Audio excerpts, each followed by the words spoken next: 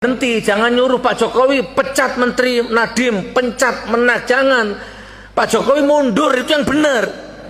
Kalau Pak Jokowi mundur, Pak Jokowi selesai, hilang itu menteri-menteri biadab itu. Selesai. Mau ganti Menteri Pendidikan berapa kali kek, mau ganti Menak berapa kali kek, selama rezimnya seperti ini, sama. Wallahi sama. Takbir.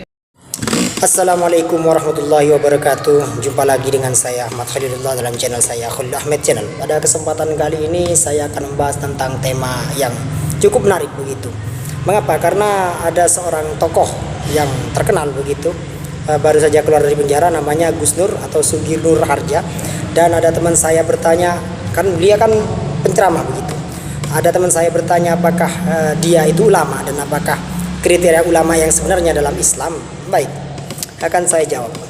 Pertama, dalam literatur Islam yang saya akan kutip dari Kamus Besar Bahasa Indonesia, ulama sendiri itu merupakan orang yang ahli dalam hal agama. Kira-kira beliau ini ahli dalam hal agama apa enggak? Jawabannya Anda sendiri yang tahu. Ahli dalam hal agama itu dari Kamus Besar Bahasa Indonesia.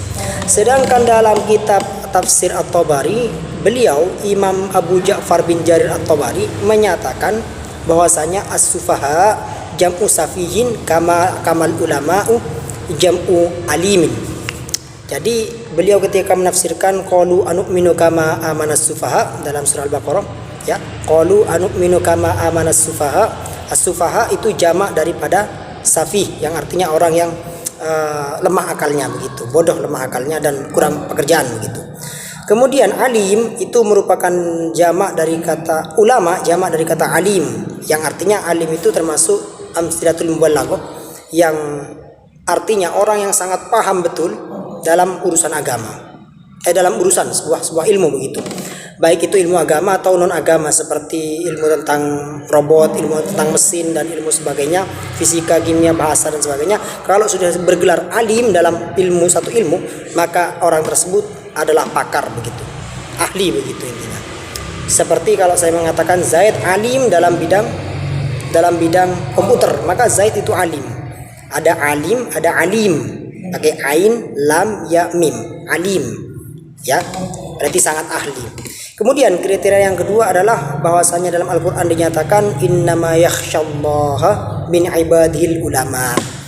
Jadi ulama itu harus takut kepada Allah. Takut di sini innama yakhsyallaha min ibadil ulama.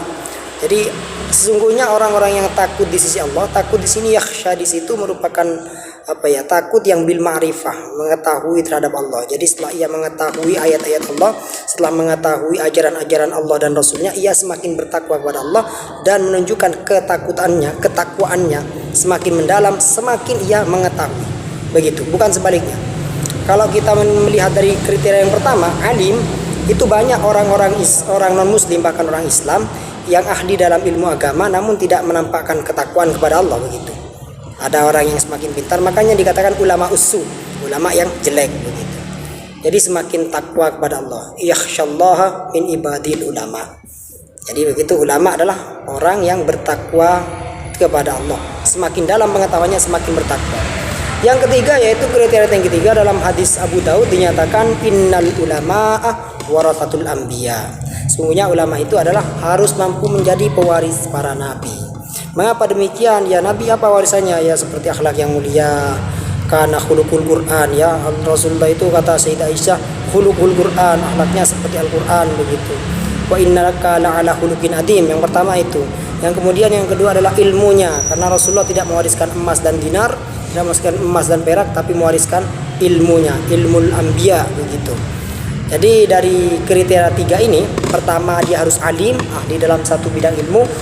Karena hal ini adalah ilmu agama begitu, maka ahli terutama dalam bidang ilmu agama yang diikuti dengan ilmu-ilmu yang lain sebagai penyokong ilmu terhadap ilmu agama ini begitu. Misal ahli fikih yang juga ahli fisika, ahli matematika, sehingga ketika ditanya tentang faraid dia mampu menjawab dengan betul karena selain dia ahli fikih dia juga ahli dalam bidang matematika begitu, dan juga ahli yang lain begitu. Intinya yang terpenting dia ahli dalam bidang ilmu syariat begitu.